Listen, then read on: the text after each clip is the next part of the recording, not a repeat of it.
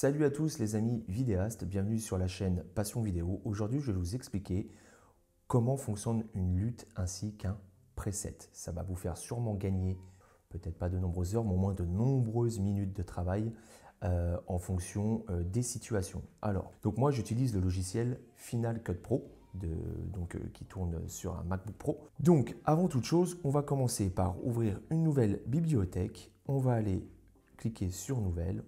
On va rester dans montage et on va donc mettre voilà, test tout simplement, pas besoin de chercher compliqué. On va donc ensuite créer un nouveau projet. Donc là, nouveau projet, pareil, je vais le nommer test. On va rester en 4K 25. En règle générale, c'est comme ça que je tourne. Donc je change quasiment jamais ma définition.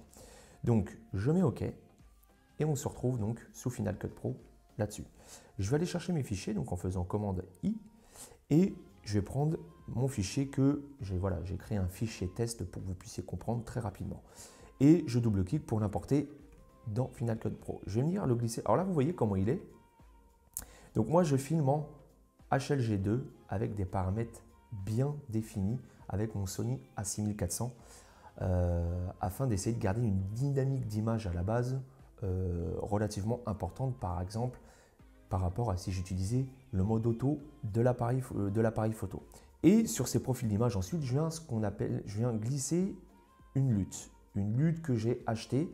Je ne vais pas vous le cacher, hein, ça va lui faire un petit peu de pub également, que j'ai acheté sur le site donc, de Explique-moi encore et Pile et Face. Ils ont eu, voilà, ils ont des profils d'image à eux qui donnent donc quand on achète leur lutte. Donc j'utilise le même profil d'image et je vous avoue qu'au début j'étais un petit peu sceptique dans le sens où est-ce que leur profil d'image ainsi que leur colorimétrie va correspondre à ce que je fais, et honnêtement oui. Donc moi ça me convient parfaitement, c'est la raison pour laquelle j'utilise la plupart du temps le profil d'image conseillé ainsi que leur lutte. Donc je viens glisser la vidéo dans la timeline et vous voyez que tout de suite, c'est pas la même. Là, ok, et là. Là, on se retrouve avec une image complètement cramée, une image complètement inutilisable. Là, je vais vous expliquer comment on arrive, comment on part d'une image comme ça à une image comme ceci. Voilà, donc là, moi, mon image, elle me convient. Voilà, c'est une image qui a été travailler en amont. Donc, comme vous pouvez le voir, j'ai corrigé l'exposition, j'ai corrigé un petit peu la saturation et j'ai surtout appliqué une lutte personnalisée, ainsi que j'ai corrigé un petit peu la netteté. Moi, étant donné que quand je filme dans cette pièce-là, donc je vous rappelle, c'est sur ma chaîne Batteur Session, d'accord, chaîne spécialement destinée à l'apprentissage de la batterie, je filme toujours au même endroit. Donc à chaque fois, fallait que je peaufine, que je corrige, etc. Donc c'est vrai que je perdais un temps monstre pour corriger mes vidéos. Ensuite, j'ai appris, j'ai découvert de nouvelles choses et j'ai découvert le preset. Le preset, c'est quoi? En gros, le preset, c'est tout simplement qu'on va enregistrer tous les paramètres qu'on a mis en place pour éviter de devoir les refaire à chaque fois. Alors attention, bien évidemment, ce n'est pas utilisable tout le temps. Notamment en extérieur, quand vous filmez en extérieur, c'est très compliqué d'utiliser tout le temps les mêmes presets puisque que ce soit en plein soleil ou en temps nuageux, vous n'allez pas du tout utiliser les mêmes réglages. Mais c'est la raison pour laquelle vous pouvez utiliser des presets. Vous renommez après votre preset, je vais vous montrer preset soleil, preset nuageux, etc. Preset drone, preset. Voilà. Vous pouvez utiliser plusieurs pour pas à chaque fois avoir à refaire les réglages si vous utilisez bien sûr tout le temps les mêmes réglages. C'est pour ça que je vous dis, en intérieur, c'est possible suivant les situations. En extérieur, ça reste plus ou moins délicat. Possible mais délicat. Donc moi, voilà, donc comment arriver de cette image-là à l'image que vous venez de voir? Tout simplement, on part de là. On va se retrouver, donc tac. La première chose à faire, c'est venir glisser un paramétrage couleur dans votre plan. Une fois que vous avez inclus votre paramétrage couleur, vous allez venir tout simplement incorporer une lutte personnalisée. Alors, il en existe des tonnes encore une fois. Ça, après, c'est libre à chacun, suivant ce que vous voulez retransmettre à l'image. Enfin, voilà, chacun fait un petit peu comme il veut. Donc, une fois que vous en êtes là, on va commencer par faire un réglage couleur. On va aller dans Présentation, Instrument vidéo, et vous allez voir que, voilà, là, il y a un gros problème gros problème d'image, vous le voyez au niveau du graphe. Je fais appliquer tout, comme ça on voit bien également qu'on est en surex total.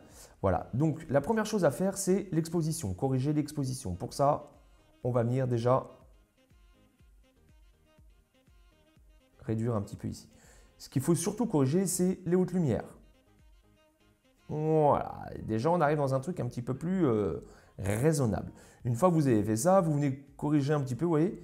Voilà. Alors il est bon d'activer dans présentation, contrôle des espaces, vous mettez tout. Comme ça, vous allez avoir vraiment l'exposition d'affiché. Et après, si vous voulez vraiment voir le graphe, instrument vidéo, vous voyez déjà, il a pas mal bougé par rapport à tout à l'heure. Là, voilà, vous voyez, on commence à être plutôt pas trop mal au niveau de l'expo, au niveau des basses lumières, etc. etc. Là, j'ai fait une correction légère dans mon image. Bon, habituellement, ça m'aurait pris plus de temps. Là, maintenant, je vais venir incorporer une lutte. Donc, par exemple, je vais prendre les luttes que je vous ai dit de chez la chaîne de François de la chaîne Explique-moi encore. Et je vais venir, par exemple, incorporer une lutte Tilt Range. Voilà, ça claque plutôt pas mal. Moi, j'aime beaucoup cet effet-là. Donc là, vous voyez déjà, il y a pas mal de modifs. Alors là, voilà, pour moi, on est un petit peu trop lumineux. Alors c'est pareil, la lutte, il faut savoir la doser aussi. Là, on est à 100% de lutte appliquée. Bien évidemment, il faut jouer avec le curseur. Alors bien évidemment, plus vous allez jouer avec le curseur, plus les modifications vont changer, puisque forcément, l'application de la lutte modifie également les paramètres de l'image, ce qui est évident. Là, on est plutôt pas mal. Donc, je veux baisser un petit peu encore au niveau.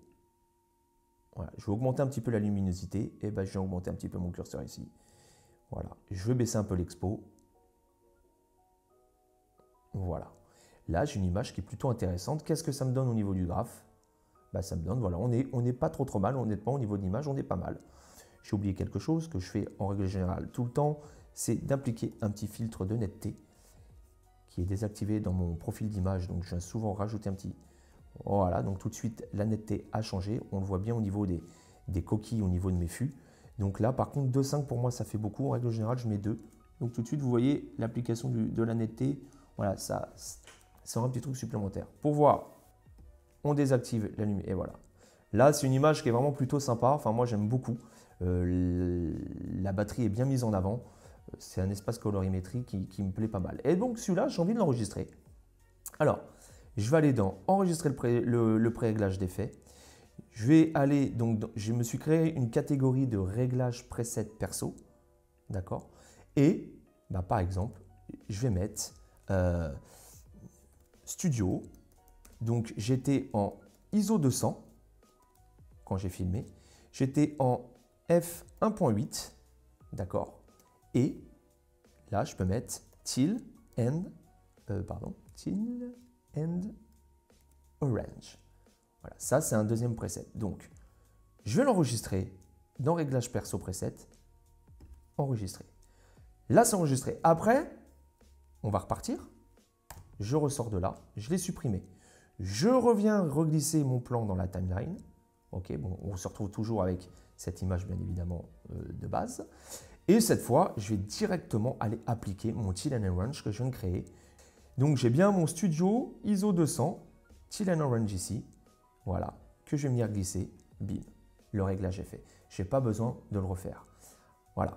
Honnêtement, ça vous fait gagner un temps, mais monstrueux quand vous faites de la vidéo. C'est juste magique. Ça semble peut-être con, mais honnêtement, quand j'ai découvert ça, j'ai remercié le Seigneur. Voilà, au début, quand on commence sur certains logiciels, on ne connaît pas tout. Et voilà, donc c'est un gain de temps, mais vraiment génial. Et vous pouvez faire, bien évidemment, ça pour tout ce qui est réglage de drone avec des luttes personnalisées. Par exemple, je ne sais pas, vous filmez en coucher de soleil.